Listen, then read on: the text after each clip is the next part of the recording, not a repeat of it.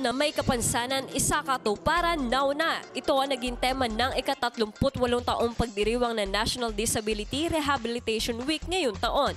Bilang pagpapahalaga ng pamahalaang panlalawigan sa pangunguna ni Governor Cherry Umali sa sektor ng mga taong may kapansanan, ay binigyan nila ng sariling opisina na tinatawag na Persons with Disability Affairs Office ang Persons with Disability o PWD sa loob ng New Capital, Palayan City. Ayon kay Rodolfo Mendoza, presidente ng Nueva Ecija Association of Persons with Disability, natatanging ang provincial government ng Nueva Ecija pa lamang ang naglaan ng opisina para sa mga PWD. You know na in the whole Central Luzon, the first ever na magkaroon ng opisina for persons with disability sa probinsya.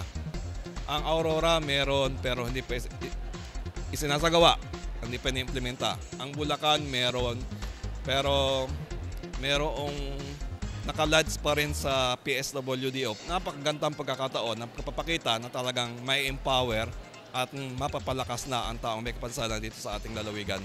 Tiwala si Mendoza na sa tulong ng provincial government ay sunod-sunod na ang pagsasakatuparan ng mga proyektong nakalinya upang mapahusay at mapaunlad ang buhay ng mga katulad nilang may kapansanan.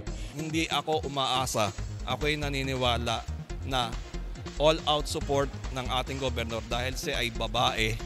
May pitak sa puso ng mga babae pag implementasyon ng mga ganito, pag nakita na yung mga sektor, iba talaga yung kilos at galaw at paggawa ng mga babae na namumuno. Emosyonal na nagpasalamat si Mendoza kay Governor Umali sa support na ipinagkaloob sa PWD.